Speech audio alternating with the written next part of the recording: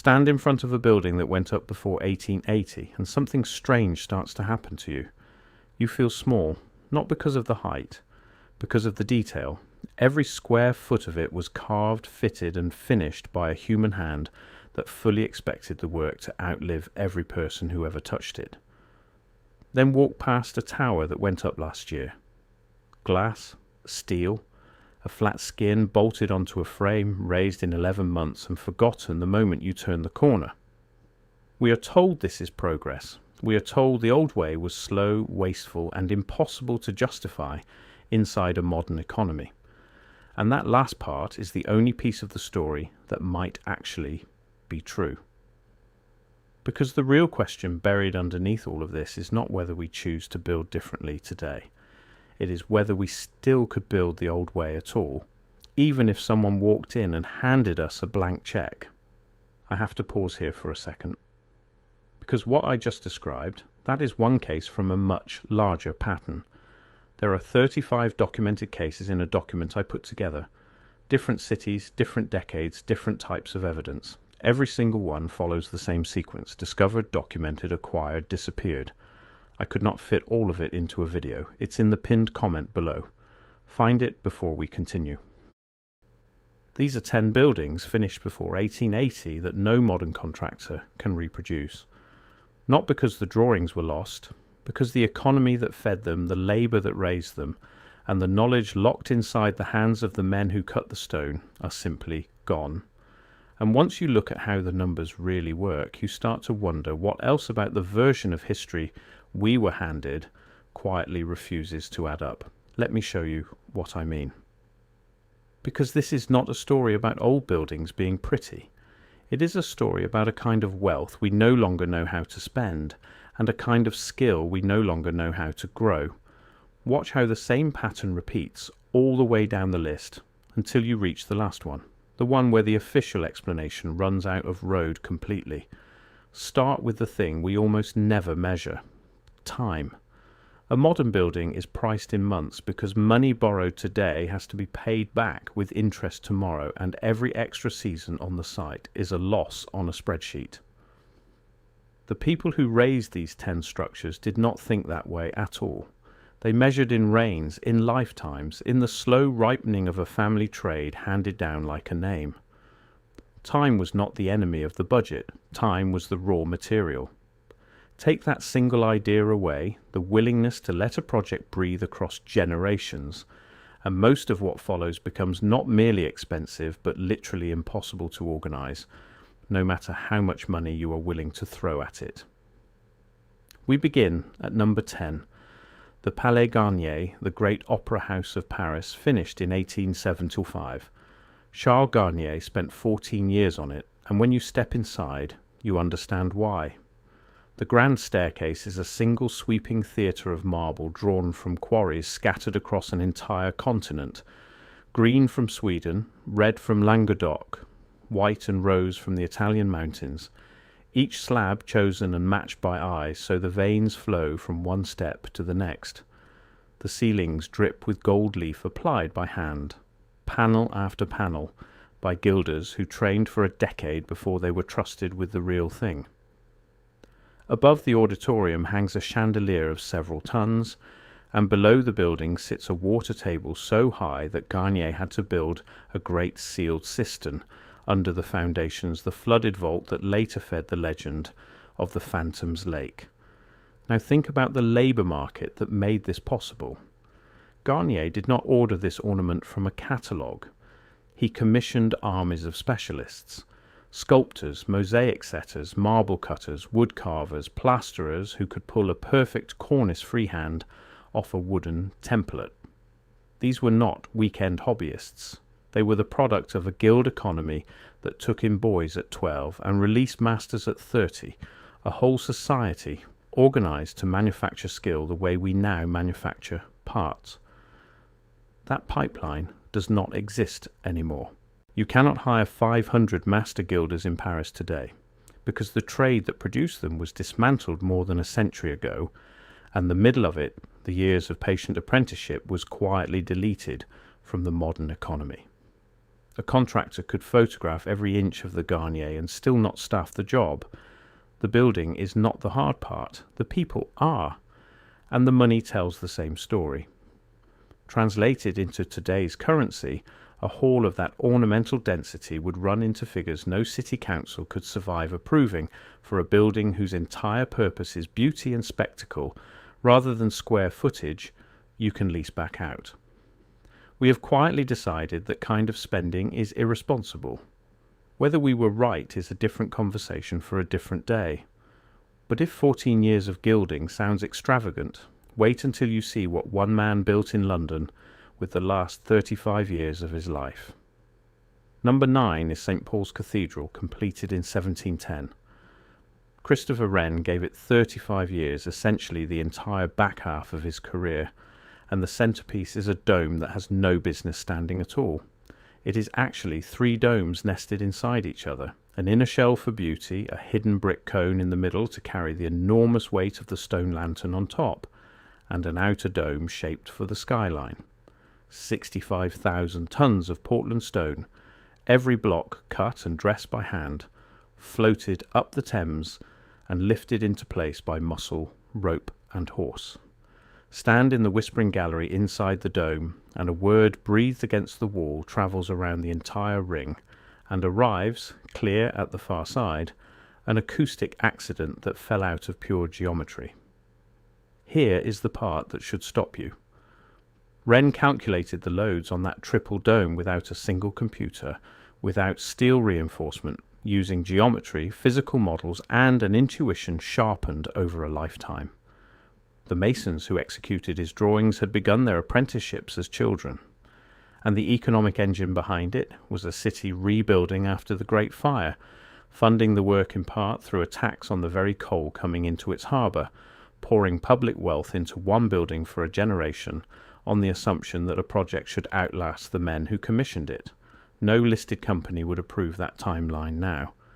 A 35-year build with no revenue, whose architect is buried in the crypt beneath his own creation, under a plaque telling visitors that if they seek his monument they need only look around them. That is not a business plan. That is a civilization thinking in centuries. Notice something else while you are standing here. Wren did not preside over a committee of subcontractors bidding against one another for scope and change orders. He held the whole thing in one head, from the curve of the dome down to the profile of a single moulding, and directed hands that had been trained from boyhood to read his intent.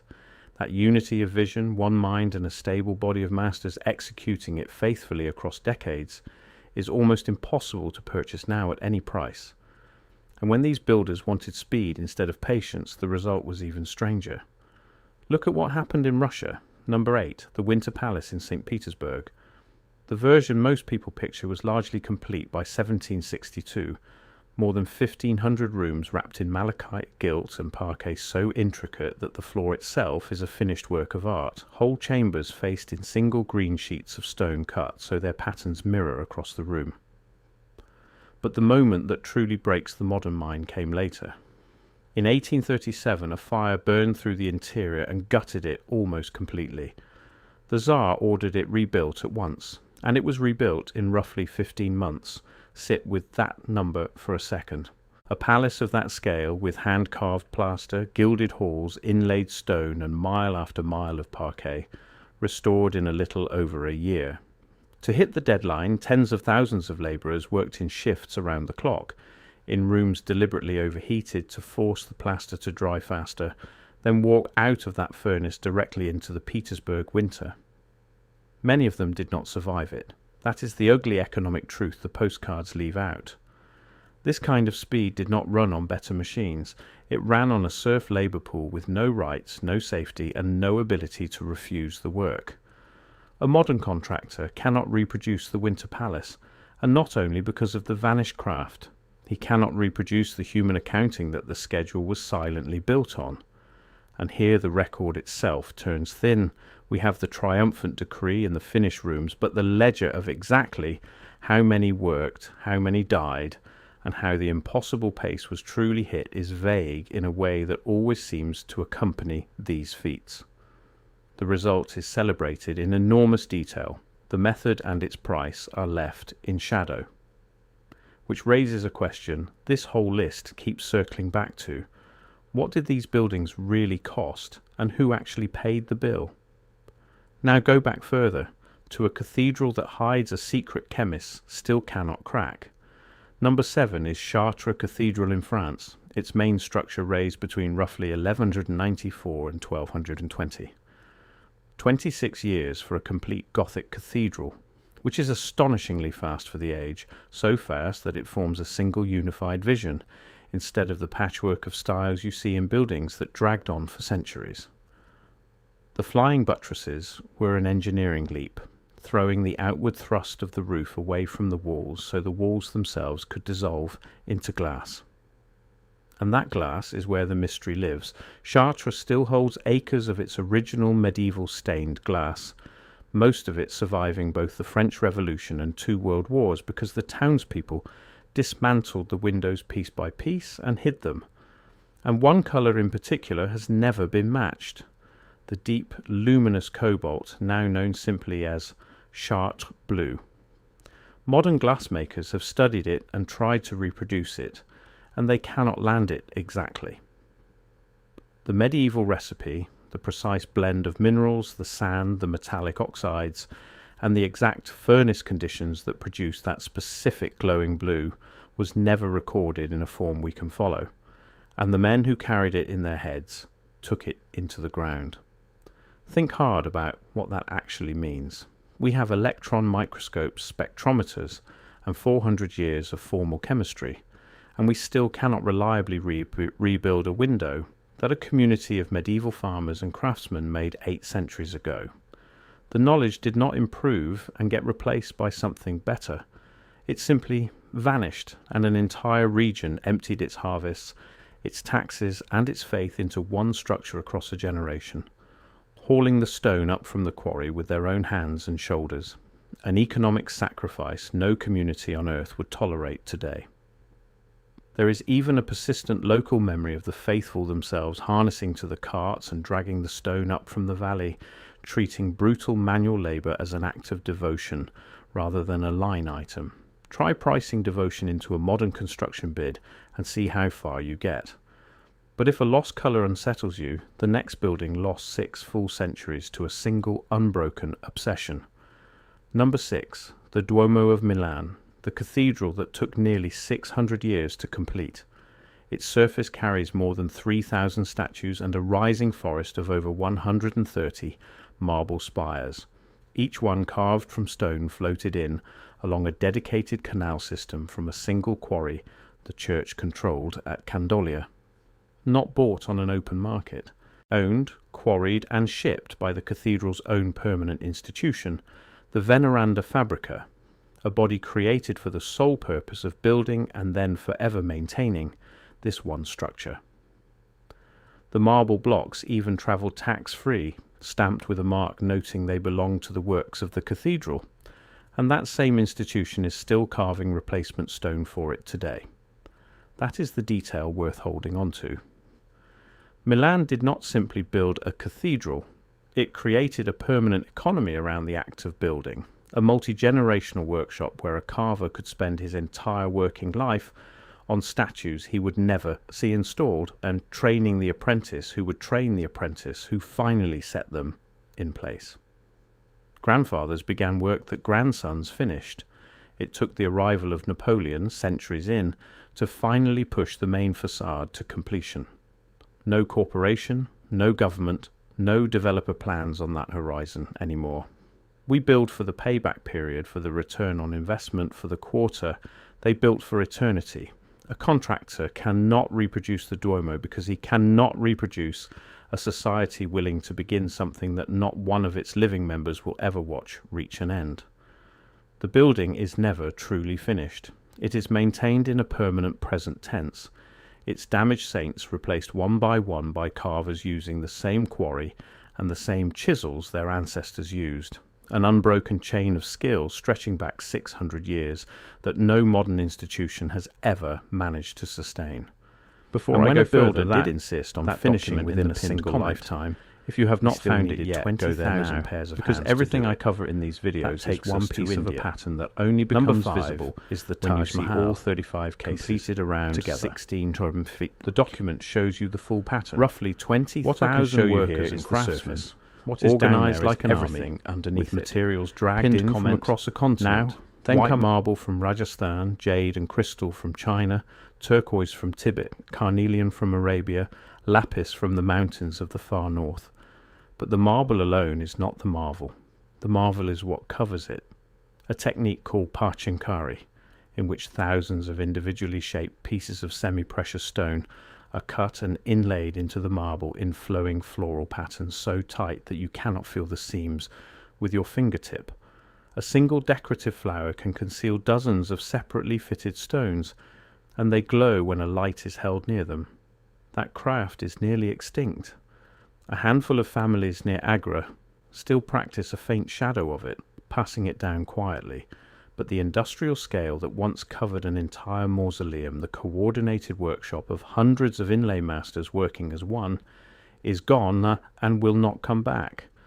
And the geometry only deepens the problem. The whole complex is almost flawlessly symmetrical.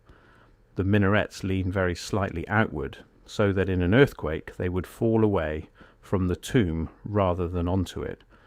The bands of calligraphy framing the great arch are subtly enlarged as they climb, so that from the ground they appear perfectly even in size. All of this laid out and executed without a laser, a calculator, or a single printed plan. A contractor with every tool we own could approximate the shape of the building. He could never summon the vanished army of hands that made its surface breathe, and the foundation is its own quiet miracle. The tomb sits beside a river on ground that should not hold that much weight, carried on a system of wells sunk deep into the earth and packed to spread the load, an invisible piece of engineering that has kept the marble from cracking or leaning for nearly 400 years. And speaking of things we have struggled to rebuild, the next one we actually watched burn in our own lifetime. Number 4, Notre-Dame de Paris. Its long construction running from 1173 into the middle of the 1300s. The rib vaults, the great rose windows, the stone lace across the facade. But the reason it earns this place on the list is not medieval at all. It is what happened in 2019 when the roof caught fire and the entire world watched a cathedral burn live on television, the spire folding into the flames. And in the long aftermath, modern France ran straight into the same wall this whole list has been describing. The original roof was known as the forest because it used a beam cut from a single mature oak for each timber, hundreds upon hundreds of them, from trees that were already old when they were felled 8 centuries ago. To rebuild it honestly, France had to send teams across the country to find oaks of that size and age still standing, roughly 2,000 of them, and then find people who still knew how to shape them the medieval way with hand axes rather than saws, cutting each beam to follow the natural curve of the grain instead of milling it flat. Craftsmen had to relearn techniques almost from scratch, reviving guild methods and swinging tools that had themselves become museum pieces. One of the richest nations on earth, armed with every modern resource, discovered that reproducing an 800-year-old roof meant reverse engineering knowledge it had allowed to die. That is not an argument about taste or money. That is proof, filmed in real time for anyone still willing to argue that we could obviously do all of this whenever we felt like it. And this was not some minor barn. It was a national emergency, backed by a fortune in donations and the full attention of a modern government. And it still forced a wealthy country to go hunting through its own forests and its own half-remembered guild traditions for the ability to put the roof back the way it was. And if a medieval roof humbled us, a dome from the year 537 should genuinely unsettle us. Number 3 is the Hagia Sophia in Istanbul, built for the Emperor Justinian and finished in under 6 years. Under 6 years for a domed structure so ambitious that its enormous central dome appears to float, resting on a ring of 40 windows so that light itself seems to hold up the ceiling, in place of stone. The 2 men Justinian chose to design it were not career builders at all. They were a mathematician and a physicist, and they used pendentives, curved triangular sections of masonry that transfer the weight of a round dome down onto a square base, a solution so elegant that it went on to define monumental architecture for 1,000 years. Inside, the walls are sheathed in matched panels of coloured marble sliced and opened like a book, and the vaults once blazed with acres of gold mosaic. They did all of this without steel, without structural software, without any of the analysis a modern engineer would consider non-negotiable before approving a span of that size. Yes, the first dome partially collapsed in an earthquake and had to be rebuilt higher and stronger. That is not a mark against them. That is the entire point. They diagnosed the failure and corrected it through reasoning and feel, and the corrected dome has now stood through 15 centuries of earthquakes in one of the most violently seismic regions on the planet, outlasting empires, religions, and every prediction. And the labour behind it matched the ambition. The accounts describe something on the order of 10,000 workers on the site, marble and treasure pulled in from across the known world, a sum spent on a single church that a modern state would spend on a war. When it was finished, the story goes, the emperor walked in, looked up at that floating ceiling of light, and felt he had outdone the Temple of Solomon himself.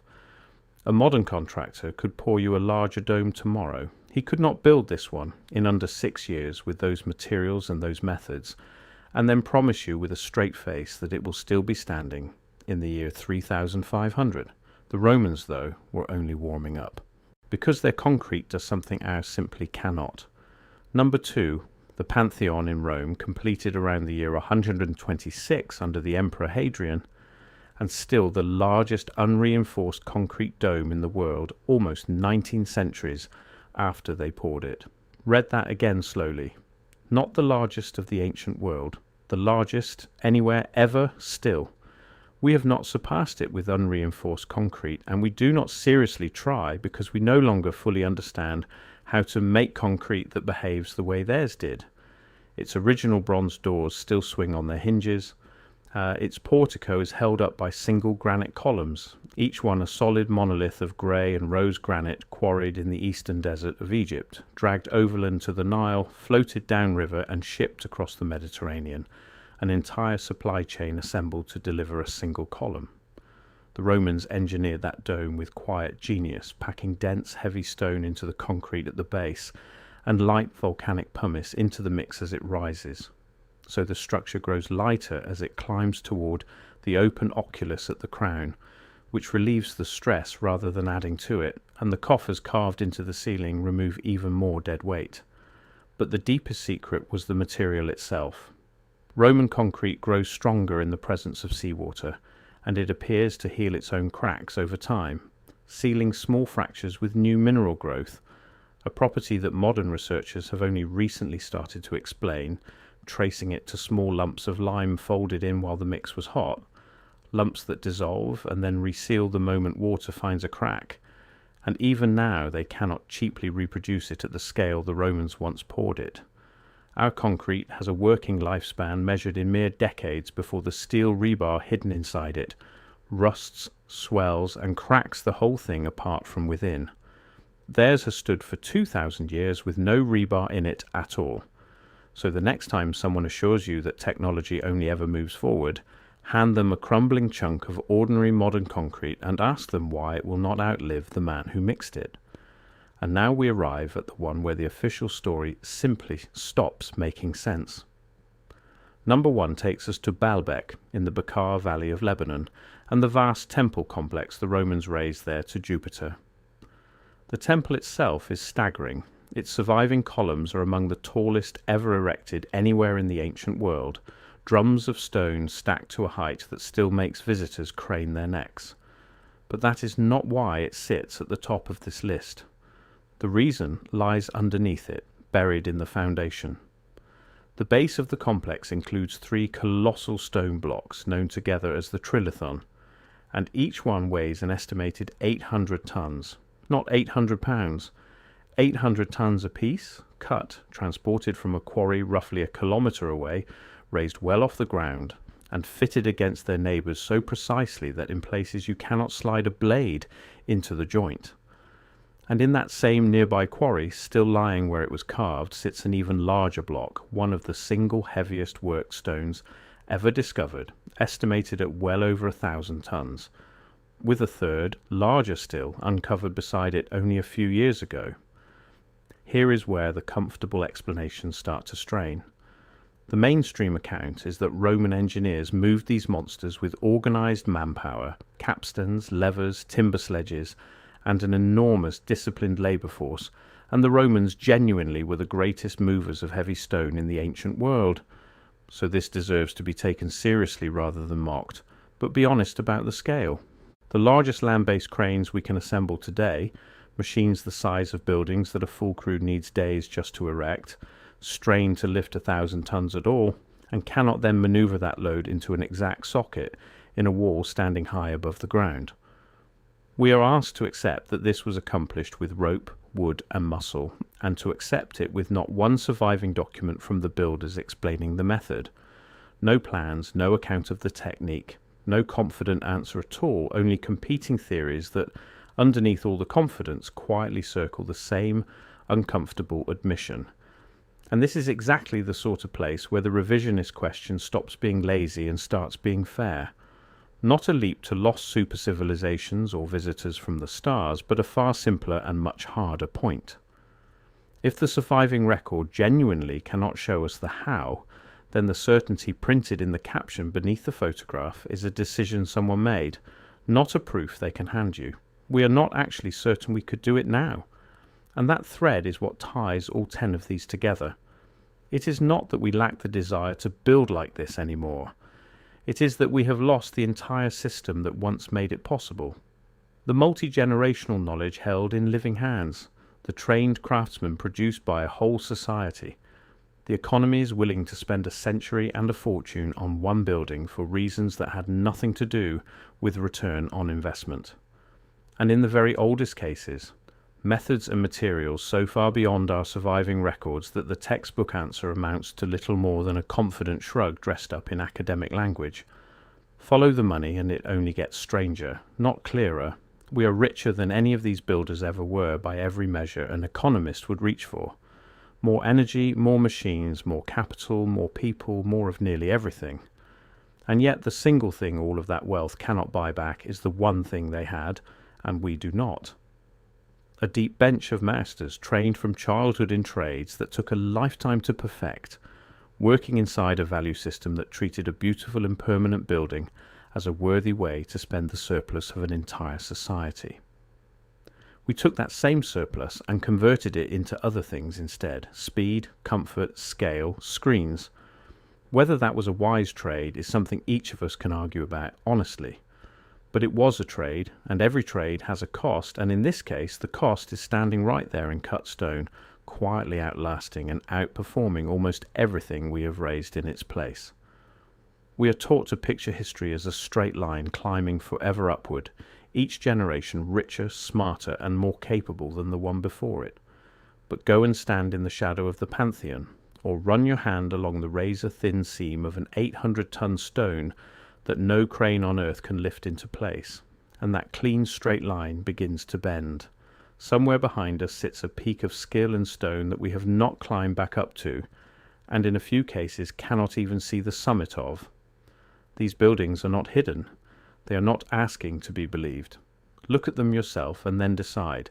They are simply standing there in full daylight, patient, waiting for anyone willing to look at them honestly and ask the single question the official story keeps talking over.